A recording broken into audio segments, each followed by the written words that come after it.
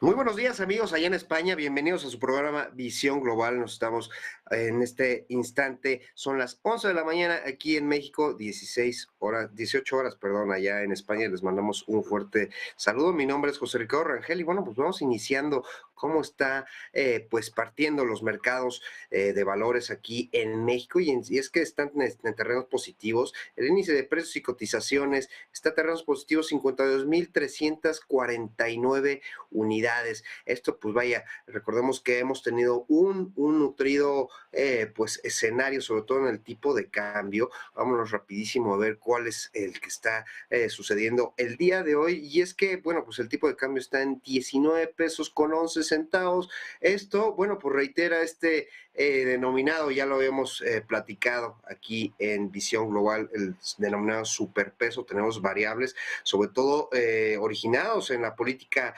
monetaria que ha tenido el Banco de México, que pues de doble dígito, ya 10,5% está teniendo pues esta positividad dentro de la apreciación más bien que se tiene dentro de la moneda mexicana. También pues otra de las noticias que tenemos aquí en México es que pues ya se inició la reunión entre los presidentes de Canadá, de Estados Unidos y pues obviamente nuestro país anfitrión, el presidente Andrés Manuel López Obrador, y bueno, que tiene un contexto más político. Ya las cosas, bueno, pues económicas ya se han planteado, ya las hemos tenido pues en los tratados, esta cuestión de continuidad sobre el tratado de libre comercio. Bueno, pues esto va a ser perenne. Hay cosas ahí que se han platicado que habría que actualizarse. Sin embargo, bueno, pues el trabajo ya está hecho, la diplomacia ya se hizo. Hoy es un tema que más compete a la parte, sobre todo de seguridad. Recordemos que pues la semana pasada se dio a conocer precisamente pues la aprehensión del hijo de uno de los principales jefes de los cárteles, Iván Guzmán Loera, que es el hijo del Chapo Guzmán. Y bueno, pues esto ha traído, sobre todo en la parte de Sinaloa, muchísimas pues manifestaciones por parte precisamente de este cártel. Y bueno, pues esto es más un tema político, sobre todo relacionado a la parte de seguridad. Y la seguridad que bien compete a toda la parte federal de todo México. Bueno, pues esto también ha habido muchísima inseguridad, sobre todo en la parte norte. Los estados fronterizos, lo que es como Nuevo León, como lo es Chihuahua, como lo es pues Baja California Norte, que son los que están teniendo pues mayor tráfico, sobre todo de estupefacientes, el fenil,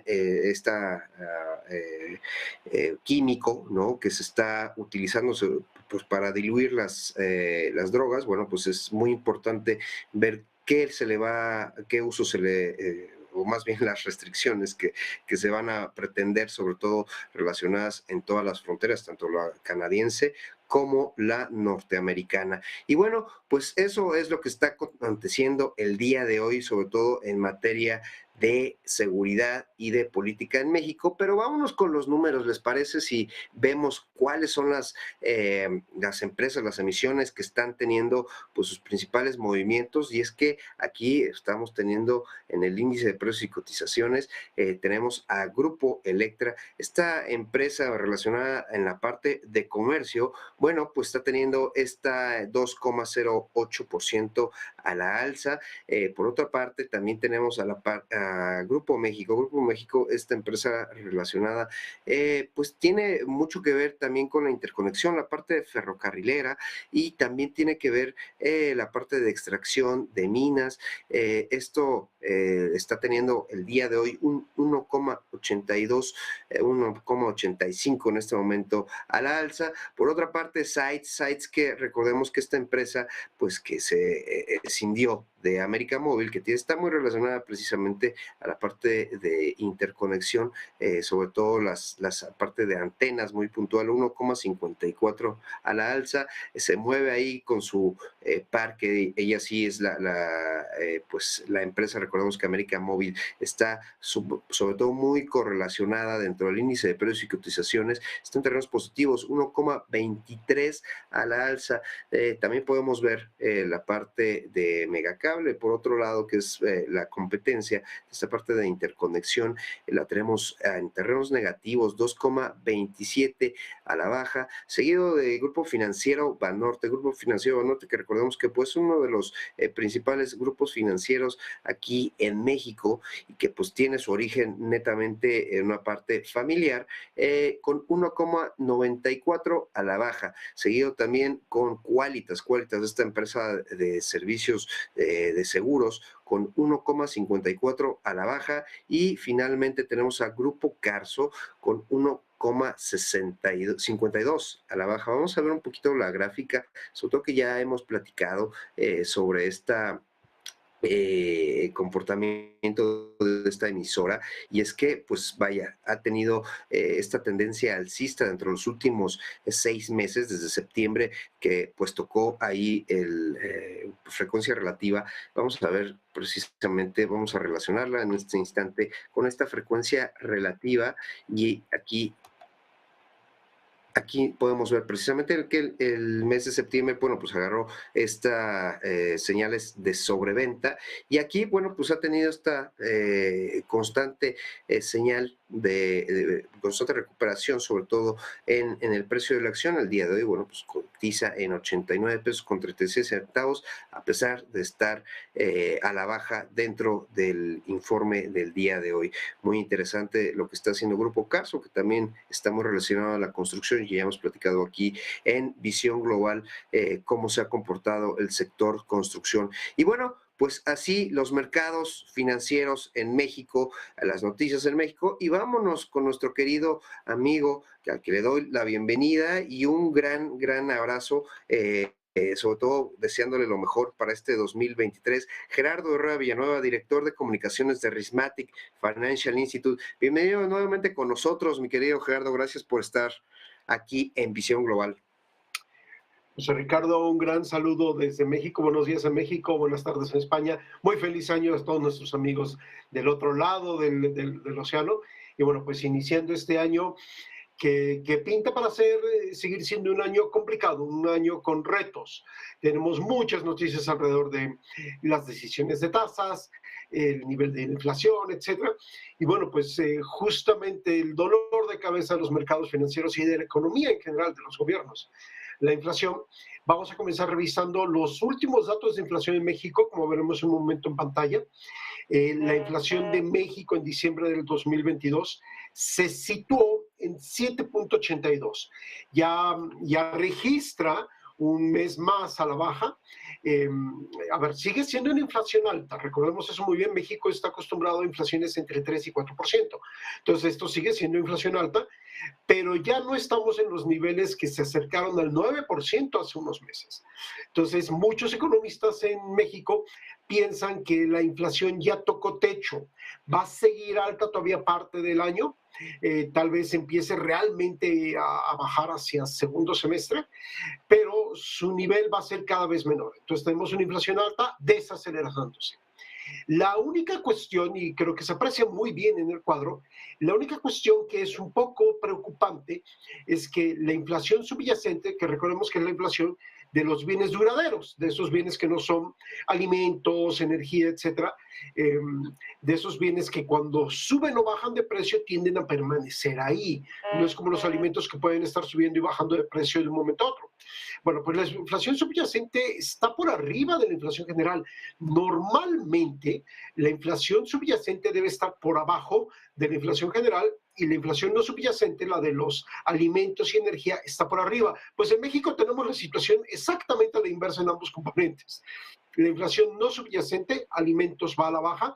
De hecho, esta había sido un serio problema para México. Ahorita, si quieres, podemos revisar algunos de los datos más curiosos de alimentos a la alza y la baja.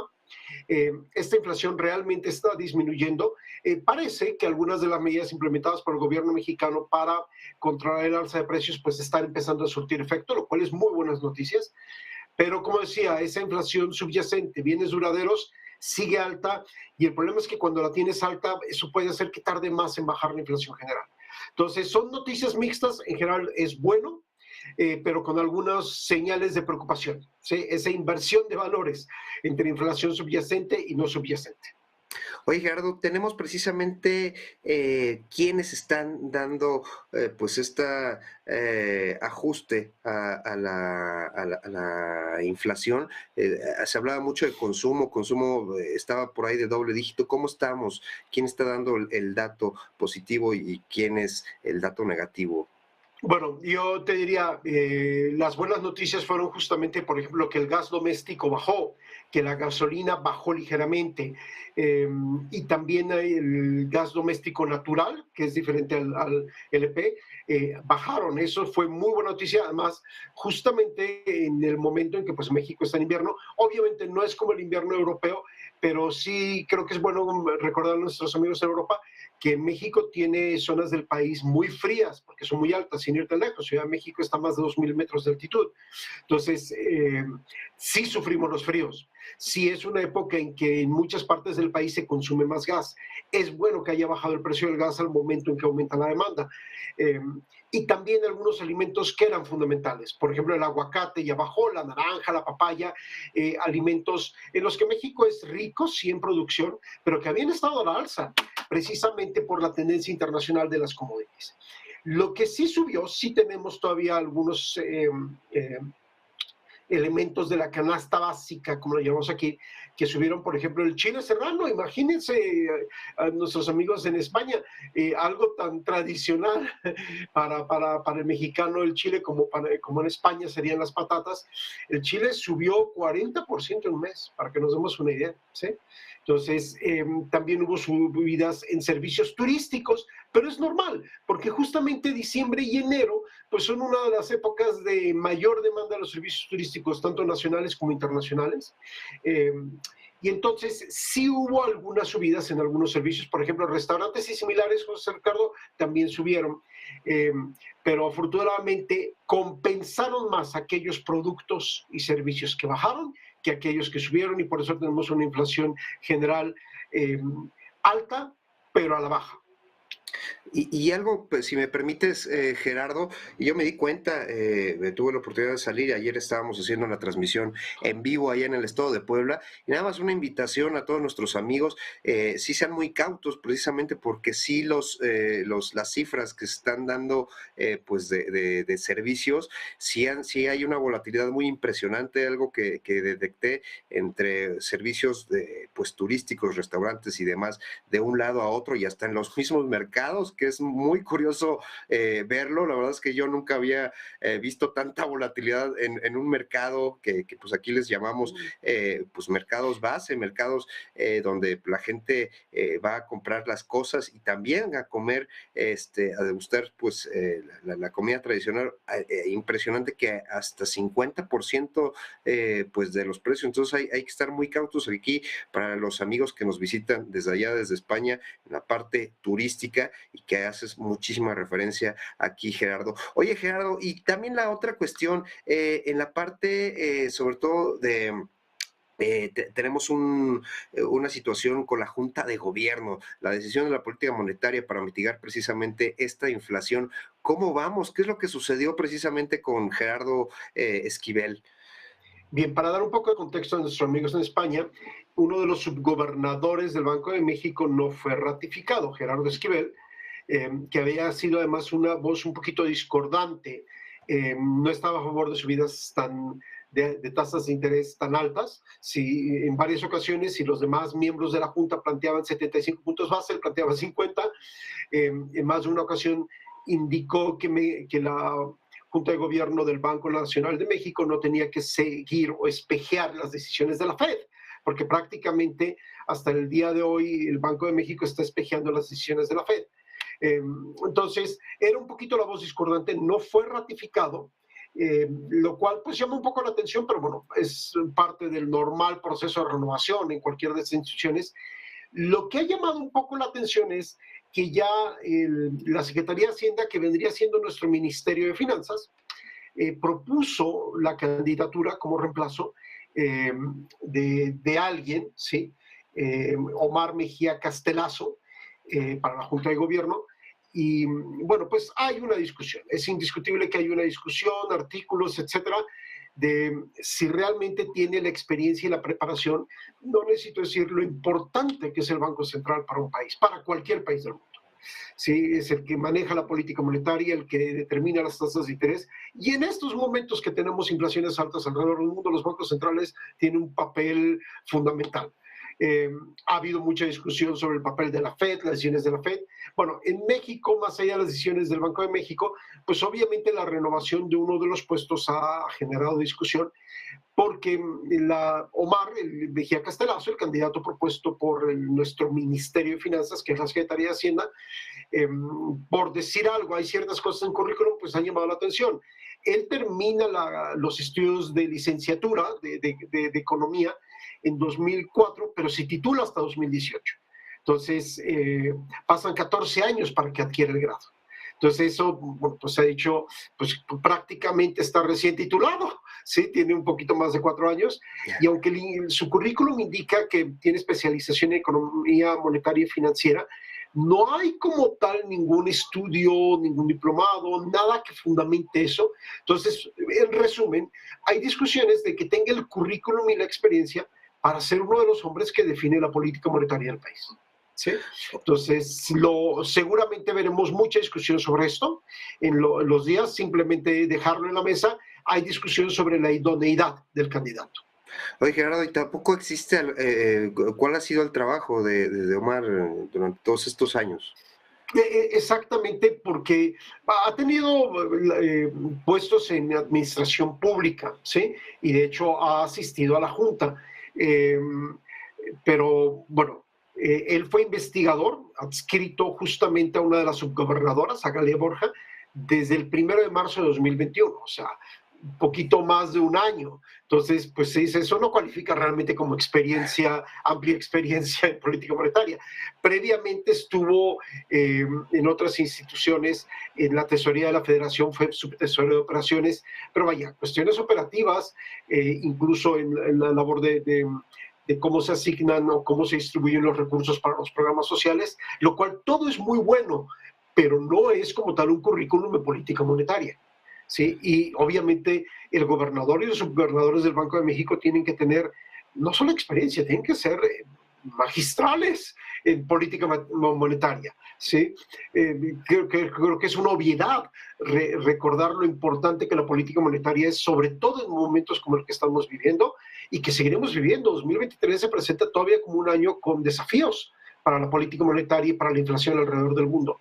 Entonces, sí, hay una discusión sobre la idoneidad del candidato. Seguramente nos dará de qué hablar, José Ricardo, en lo que sigue el proceso de si se confirma o no se confirma. Bueno, pues vamos a estar al pendiente, Gerardo, y te agradezco muchísimo tu tiempo y sobre todo, bueno, pues esta decisión de la Junta de Gobierno, pues en estos momentos en que pues apenas empezamos a ver ya un poco de luz, creo que va a ser muy estratégico y ojalá y tomen todos la mejor decisión, vaya, la especialización, la educación que se tiene que dar y el perfil sobre todo para estar dentro de un comité y liderar esta especialización de la política monetaria de un banco central es de verdad muy estratégica. Entonces vamos a estar al pendiente. Gerardo Herrera Villanueva, director de comunicación de Rismatic Financial Institute. Gracias por estar con nosotros aquí en Visión Global. Muchas gracias, un gran saludo a nuestros amigos en España y bueno, pues estaremos un año más juntos discutiendo lo más relevante de las noticias en México. Te mando un gran abrazo, mi querido Gerardo. Y a ustedes, amigos, no se olviden, el día de mañana vamos a estar transmitiendo nuevamente en vivo aquí en punto de las 18 horas Madrid, 11 horas Ciudad de México. Síganos en nuestras redes sociales en Negocios TV, @Negocios TV, tanto en Twitter como en LinkedIn y en YouTube. Y también, bueno, pues síganos en nuestras redes sociales con Alexa. En Alexa, si ustedes no tienen la oportunidad de estarnos viendo, bueno, recuerden que a través de radio con Alexa Negocios en directo, decirle nada más esto, nos enlaza directamente a todos los programas que estamos transmitiendo aquí en Negocios TV. Mi nombre es José Ricardo Rangel, síganos y bueno, nos vemos el día de mañana a las 18 horas Madrid, 11 horas Ciudad de México. Nos vemos el día de mañana, gracias por estar con nosotros.